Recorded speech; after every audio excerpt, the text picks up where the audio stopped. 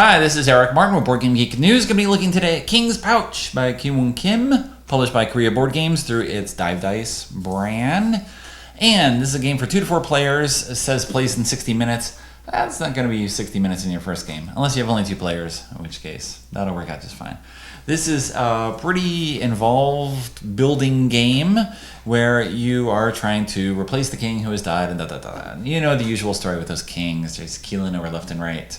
So now you must take up the king's pouch and rule.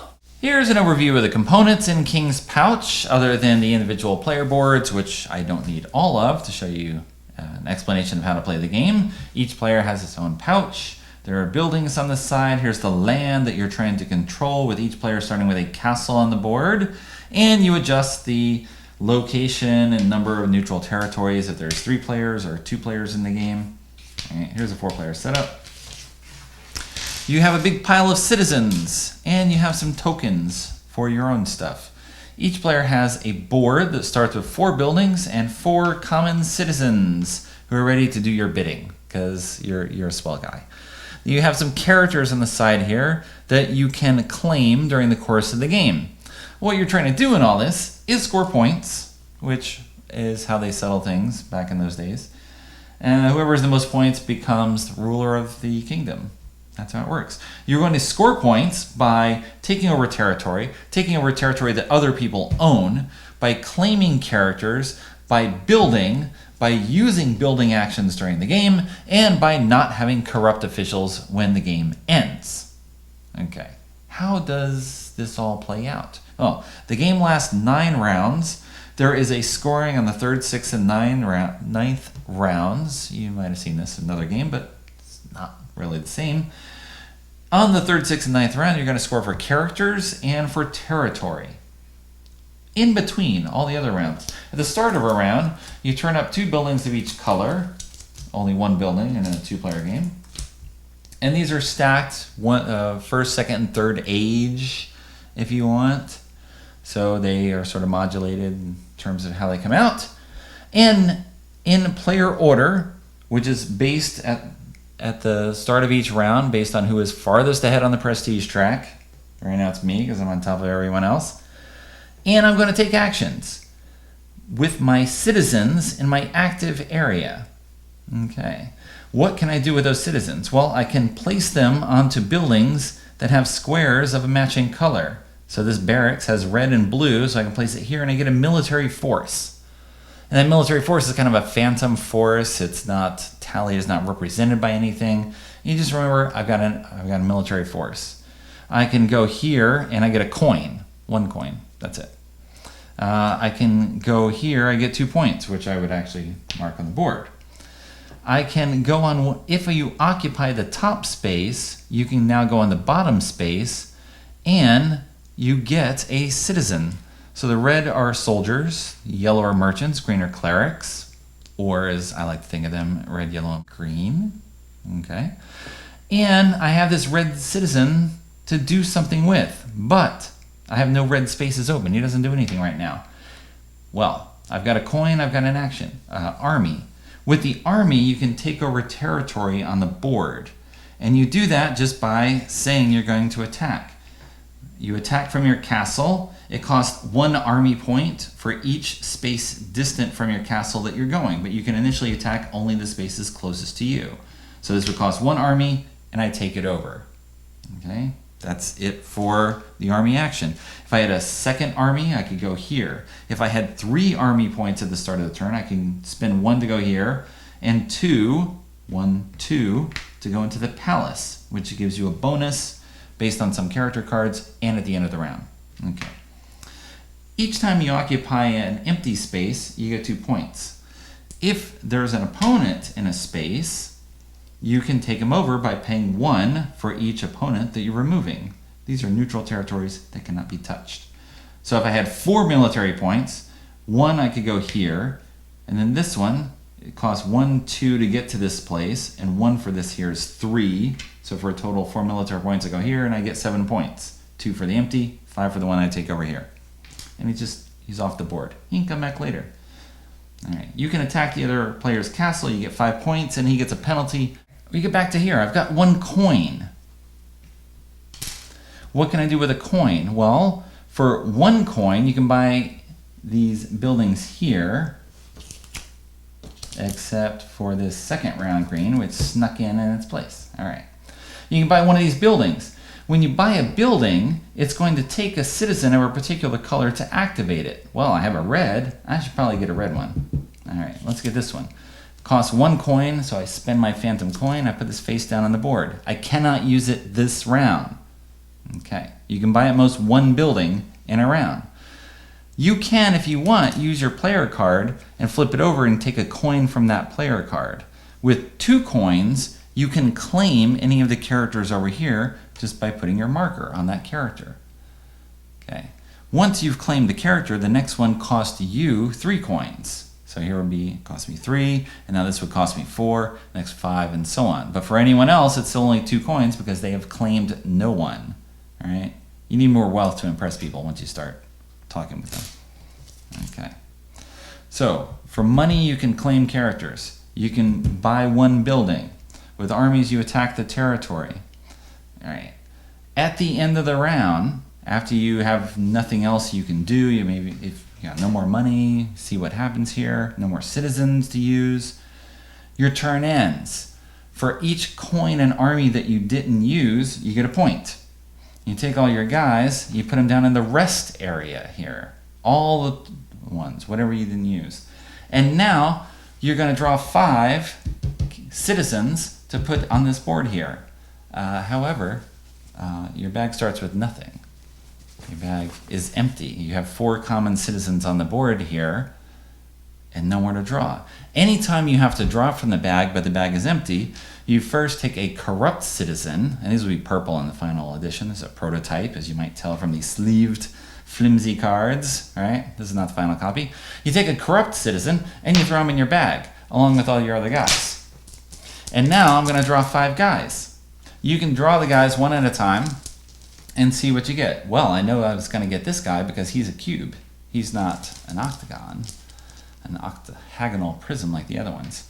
So I draw until I have 5. And if it matters, I can look and see what I get each turn. Am I going to get the corrupt one? Oh, I did. I can't use the corrupt one for anything else right now. He's no good to me. It's a wasted guy. Okay. So now these are my guys who I'll have access to next round. Okay. After everyone has taken their turn, back up 1 step. If you don't use this card for a coin, you get 3 points. Ding! Small bonus here. Okay, but it really matters a lot. Sometimes you really want that coin to get that building or get that character. At the end of a round, after everyone is gone, you clear away all the buildings, you readjust the play order cards based on the point value, and you turn up new cards, and you go again. And you keep going. Okay, at the end of the 3rd round, you score 1 point for each of your tokens that's on the board. At the end of the second scoring phase, you get 2 points per token. 3rd one, you get 3 points per token. The characters score as well, and they all have different powers, and they're all spelled out here. So the mayor gives you points based on the number of citizens that you have in your active area at the end of the 3rd round. Well, if you want lots of citizens, when you're drawing from your bag, you better be taking the cylinders instead of the cubes. All right. The Archbishop just gives you a bunch of points. And this one gives you points based on colored cubes that are up here. Okay. When you're taking actions on the board, on your board, let's get this a little closer so you can see, sometimes cards have duplicate symbols or multiple rows. If I activate the City Watch, which can only be done by a red cube, okay, I can do each of these actions, and they're each done individually. So this one here means draw someone from my bag and put it in my active area. That's the red circle there.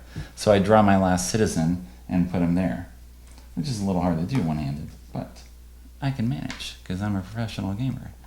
The other action here, well, you have to eliminate a corrupt citizen, right, from either the active or the rest area. That's the red and brown circle are for these areas here, the rest area or the active area. So I have to get rid of a corrupt citizen, and if I do, I get 1 army. Oh, well, hey, I got one right here. See ya. All right, so now I got an army. Now I can get a second army. Now, depending on what buildings I want to use, depending on what's out there for the round, maybe I now want to get a yellow guy. And so I'll have a yellow guy available to me. I can't use him now, but I can use him in the future. Maybe I get a second red guy because I want to ensure that I can use the city watch each turn. So these are the choices that you're making as you build up your buildings here. Everyone kind of starts the same because, of course, you have the same basic buildings to begin with. All right, the city hall here, it's not super useful, but it can be activated only by corrupt officials. Ha ha ha. Yeah, city hall with the corrupt officials. The first one does nothing. The second one gets you a citizen who comes into the active area. So even though they're corrupt, they do you some good, getting citizens into your town. Okay. Again, at the end of the round, everything goes down to the area here. If you have to draw, there's no one there, you throw in a corrupt one first, then you throw all the others in. Sometimes you'll be drawing a couple of things out, and now you have no more left. You throw everything in with a corrupt official. All right, so you're going to be building your bag of actions here. And those actions will determine what's possible in future rounds. So you have to be careful as you're buying things to build up stuff that you think you can use. If you start buying stuff of all the different colors, well, it's going to be kind of a hodgepodge of depending on what colors come out. If I get lots of yellow and I have only 2 yellow spots to use them, I can't do anything with those yellow. Those yellow guys just sit out there causing trouble, drinking beer. All right. So you continue play. At the end of the 9th round, you score again for territories, you score for characters. At that time, you score points for the buildings that you've built, which are 2, 4, or 6 points, depending on what round that building came out. In addition, you lose 2 points for each corrupt citizen, either on the board or in your bag. Wherever they are, they're going to hurt you. So there's an overview of King's Pouch, and I've played it only once so far with 4 players on a prototype copy sent by Korea Board Games. So I can't talk a lot about the different experience with different player range and this sort of things. But it gives you a sense of what the game is about, how the actions are played, and what challenges you face, okay, as you're playing the game. With 4, there is some downtime, of course, as a learning game, first of all, but also because on your turn, you're pretty much, you do all your stuff, and the next player does, the next player does, the next player does. You're competing for territory, right? You want to be claim as much territory as you can, because each occupied spot you take, you get 5 points, which is good. If you occupy the palace in the center, you draw a 6th guy from your bag at the end of your turn, so you have more guys and more stuff to do. And so that changes hands a lot as people go back and forth taking it. You have the character cards, which you're going to compete for to try to get those bonuses. You have building cards, which you want to buy out from someone else. The earlier you go in the turn order, the earlier the chance you get of getting the building you want, or taking something that someone else might want. And the turn order is determined by points scored. So you're trying to always, you worry about that. You're pushing for points scored. Do I want to spend that 1 coin, that 1 extra coin I get, or do I want those 3 points to stay on top of things? So you're trying to push through here. The counterbalance of that is if you're later in the turn order, well, then you can occupy that center spot at the end of a round, and that can give you a bonus for one of the characters, which is worth extra points if you occupy the center versus not in the center. Or, of course, it gives you last shot at getting characters and trying to work towards that someone else can't take away. Because if you occupy territory at the end of a round, you then score before anyone else can take it from you. Okay, so there's some stuff going on back and forth with that. Everyone sort of starts in the same place because you have the same 4 buildings, and then you kind of diverge outward as the game progresses, and the buildings get progressively more powerful. Where sometimes you can, at the cost of 1 military, I get 8 points. Or the cost of 1 military, I get 4 money, which then lets me do a lot of characters at once, or just convert that money straight into points, depending on how I want to go. You got the whole bag management thing here of, well, which citizens am I going to draw? There's ways to affect this. There's ways to get rid of corrupt officials or use corrupt officials. City Hall can let you get more citizens. There's a gambling den where you send, a yellow guy to, and the corrupt official goes to the rest area, and then you get some money, because of course you're getting some money out of them. There's ways to, you can use the catacombs, which offs a citizen and gets you a bunch of points. Ooh.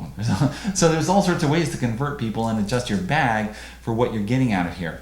You can certainly get stymied by your bag. I had one turn that came out where I had like 4 or 5 yellow cubes come out, and I was drawing extras from the bag, and all I did was keep drawing yellows. So it's things that let you draw the bag or move things around or otherwise affect stuff to get more or less. There's a building as well that lets you throw all your guys back in the bag before you draw at the end of the turn, which then lessens your chances of getting corrupt officials. But then you don't have those corrupt officials to let you do other things. You gotta keep all that in mind as you're building up your tableau and trying to grab the king's pouch. And I realize, I'll just go ahead and address it. The name, it provokes some silliness here, which is actually good. The game itself is pretty involved and thinky in that you were trying to plan out everything ahead of time and try to fit all these pieces together. So then you just kind of have the silliness of the name, which comes up a lot during play, especially if you play with me. And it really comes out, and it's good. It's sort of, the lightness of that sort of plays off the heaviness of the game itself, and it's a good mix on how to do that. So there you go.